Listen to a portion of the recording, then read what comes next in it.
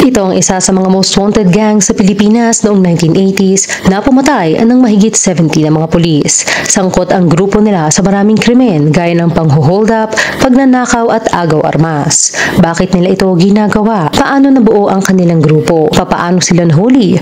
At ano ang kanilang kinahinatnan? Kilalanin natin ang Alega Gang.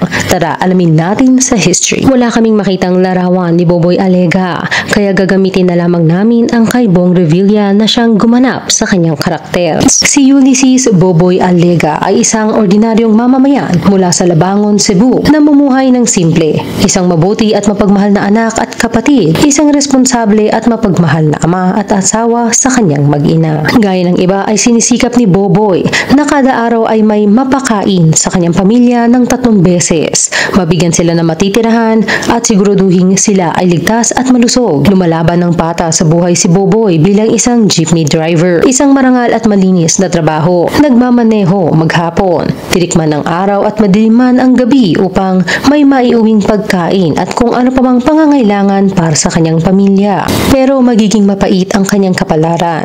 Gaya ng marami pang tsuper o driver ng jeep, magiging biktima siya ng mga pulis na abusado sa kapangyarihan na siyang magtutulak sa kanya upang lumaban. 1980s noon at talamak ang korupsyon ng mga tiwaling pulis na tinatawag ding parak upang magdulot ng pagpapahirap imbis na proteksyon para sa lahat.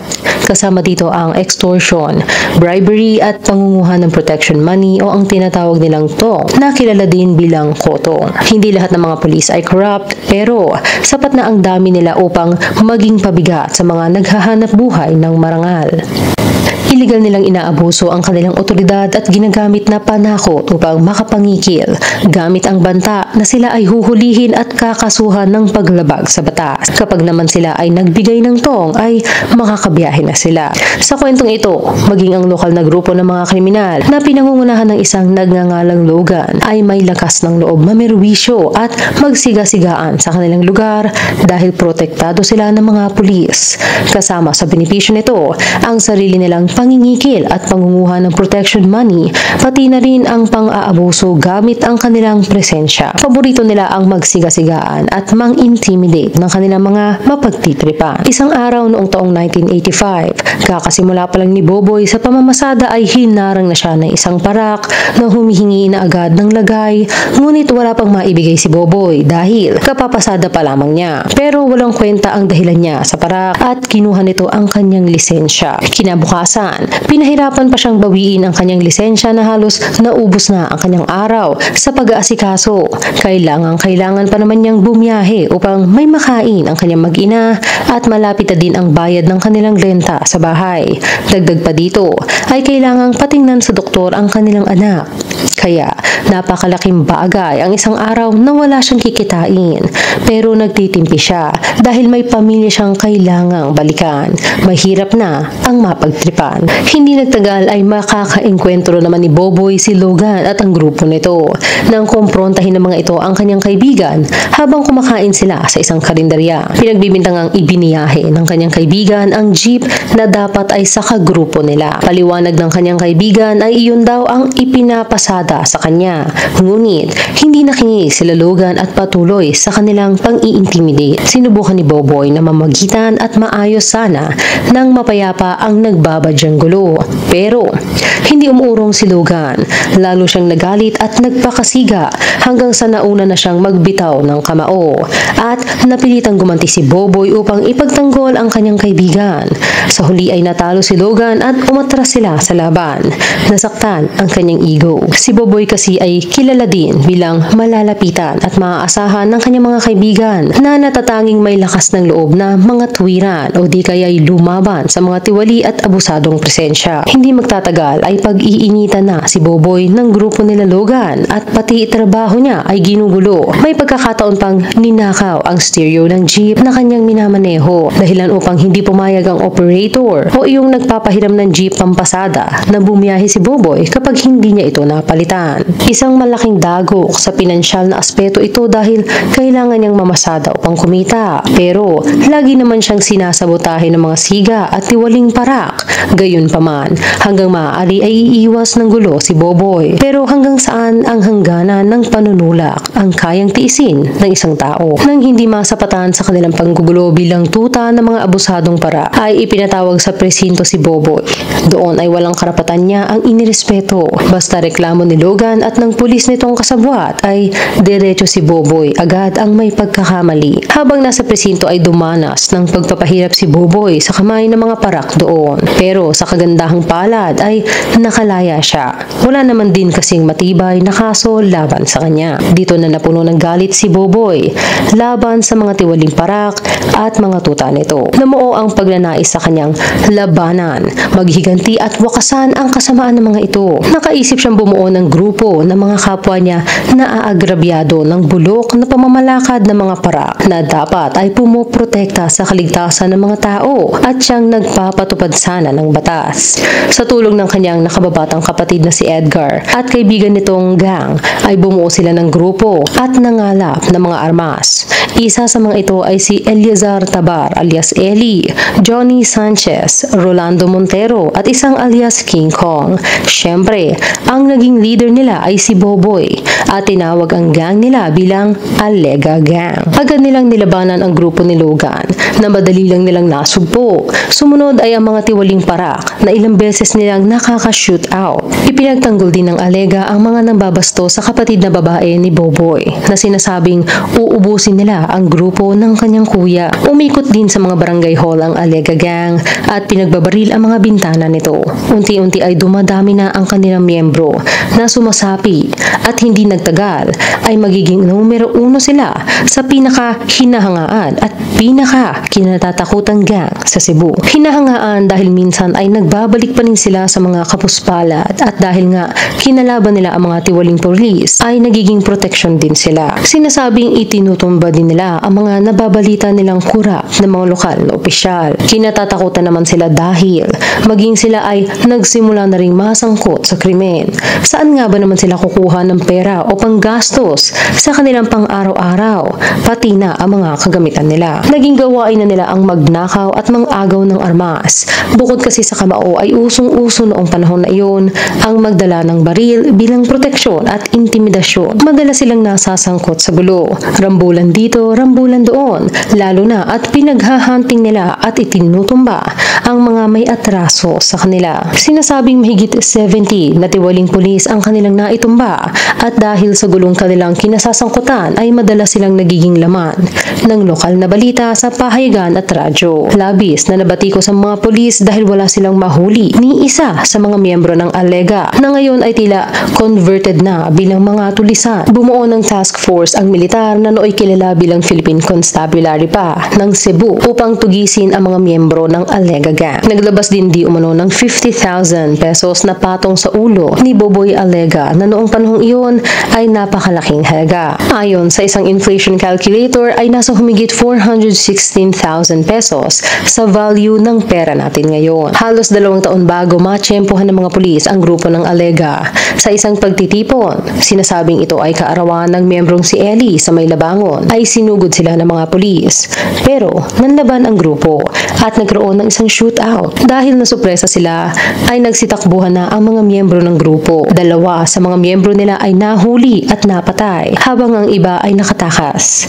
Nanatiling malakas ang Alega hanggang unti-unti na silang nahuhuli sa patuloy na police operations ng pagtugis sa kanila. Sa sumunod na taon, 3 pang gang members ang mapapatay ng mga pulis. Ang kapatid naman ni Boboy na si Angelo ay mahuhuli at kakasuhan ng illegal possession of firearm.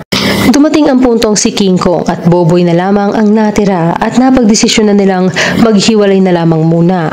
Si King Kong ay nagtago sa iba't ibang lugar habang si Boboy naman ay tinulungan ng kanyang mga magulang na makapunta sa Davao upang magtago habang patuloy ang pagtugi sa kanya sa Cebu. Isang bagay na mabigat sa loob ni Boboy dahil maaaring anumang oras ay manganib ang buhay ng kanyang pamilya kapag na lamang tinulungan siya ng mga ito. At nangyari na nga iyon.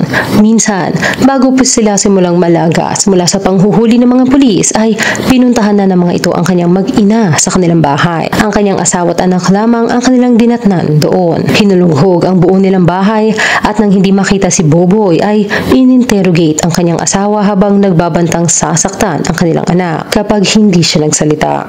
Pero sa huli ay hindi sila sinaktan dahil wala naman talagang alam ang kanyang misis. Nang magtago sa Davao si Boboy ay hindi na din nag-atubili ang kanyang misis na lumuwas papuntang Leyte kasama ang kanilang anak upang maiwasan ang panganib ng pagiging pamilya ni Boboy sa lugar kung saan mainit sila sa mata ng mga otoridad. Sa Davao ay ginamit ni Boboy ang alias na Glenn Rapanan. 2 taon siyang nanirahan doon pero tila hindi niya magawang baguhin ang kanyang nakagawian at nakulong siya ng 8 buwan sa Davao Rehabilitation Center sa salang pagnanakaw.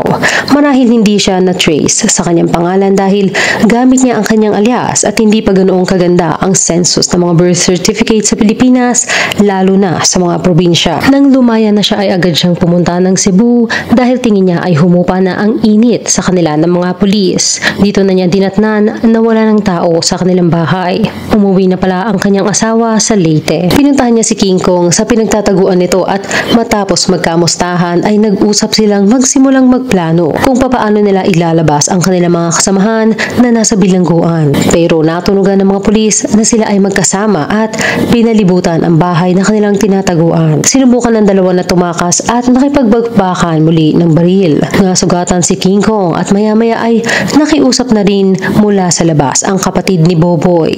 Na-corner na ang dalawa kaya bago pa buhay nila ang maging kapalit ay sumuko na sila. Sa loob ng pilitan ay tila nagkaroon sila ng reunion ng mga dating kasamahan na sumalubong sa kanila. Marami nang nagbago, lalong-lalo na kay Eli Tabar na sumandal na sa kanyang pananampalataya at parati nang may hawak na Biblia. Ang ibang mga kagrupo naman ay nakumbinsi ni Boboy na gumawa ng plano upang tumakas. Sinimulan nila ito sa pagbamasid sa kanilang kapaligiran at pag-alam ng mga routine at schedule ng mga gwardya at iba pa sa loob ng piitan at sa mga gate. Sa kabilang banda, si Eli ay ginugol ang kanyang oras sa pagdalo sa mga religious services sa bilangguan. Tuluyan na niyang niyakap ang kanyang pananampalataya habang hinihikop ang kanyang dating mga kagrupo sa Alega Gang na huwag nang ituloy ang kanilang ipinabalak dahil tutugisin lamang din sila sa labas at walang maranasang tunay na kapayapaan sa paggawa ng masama. Pero naniniwala man sa Diyos si Boboy ay masyado nang malaki ang puot na nararamdaman niya, lalo pang nananaig ang pagnanais niyang makalabas muli dahil kinakailangan ng kanyang pamilya ng makakatulong sa kanilang pinansyal na pangangailangan. Kaya naman, nang dumating ang araw na maisasagawa na ng grupo ang kanilang plano ay hindi na sila nag-atubiling isagawa ang plano. Ayon sa pelikula ng kanilang kasaysayan, May 14, 1987, unang tumakas sa pagtalon ng bakod si King Kong matapos na malingat sandali ang nagbabantay ng gwardya. June 14, 1987, matapos humupa ang init sa kanya ay umaligid si King Kong sa labas ng bilangguan upang maghagi sa bakod ng isang baril na nakabalot sa isang itim na supo. Sa loob ay naghihintay na si Boboy upang kunin ito. Isa-isa nang nilapitan ni Boboy ang kanyang mga kasamahan upang ipaalam na dumating na ang inaantay nilang tiyempo at maghanda na sila sa kanilang posisyon. Maliban na lamang kay Eli na sinubukan pang pakiusapan si Boboy na huwag nang ituloy ang binabala. Pero nang hindi nagpapigil si Boboy ay hindi na din naman nagsumbong si Eli sa mga opisyal ng bilangguan. Na-overpower ni Boboy ang isang gwardya. Sumunod naman ang kanyang mga kasamahan sa kanya. Nagawa nilang tumakas at dahil mga marunong magmaneho ay nakapagnakaw sila ng isang jeep sa labas na ginamit nila bilang getaway vehicle. Hindi muna sila umuwi sa kanilang mga pamilya dahil doon sila unang hahanapin ng mga pulis. Nagpalipat-lipat sila ng pinagtataguan. Nagdesisyon din silang maghati sa ilang grupo habang hinihintay na humupa ang tensyon sa kanila. Sa panig naman ng batas ay naglabas na sila ng ilang batalyon ng mga militar na suportado pa ng 2 helicopter. Hindi magtatagal ay matutunugan ng mga otoridad kung nasaan ang kanilang pinagtataguan. Pagdating ng June 18, 1987 ay nasupresa ang grupo ni Boboy nang bigla na lamang may pulis na nagsidatingan.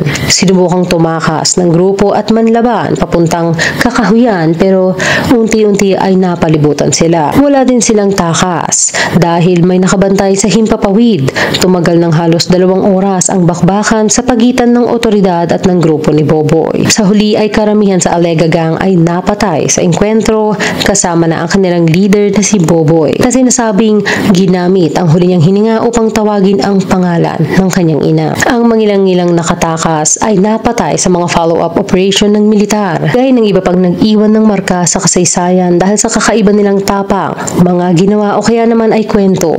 Ginawan din ng pelikula ang Alega Gang na ipinalabas noong 1988. Pinamagatan itong Alega Gang, Public Enemy No. 1 of Cebu at pinagbidahan ni Ramon Bong Revilla Jr. Si Ellie naman ay tuluyan ng nagbagong buhay sa piitan at pinakawalan din ng taong 1987. Nang makalaya, ay sumali siya sa Living Word Christian Ministry kung saan siya ay naging pastor. Hanggang dito na lang. Kayo anong masasabi nyo sa kasaysayan ni Boboy Alega at ng kanyang Alega Gang? I-comment lamang ang inyong opinion sa ibaba. Salamat sa pakikinig. Huwag kalimutang mag-subscribe sa aming channel at i-click na rin ang notification bell. Hanggang sa muli.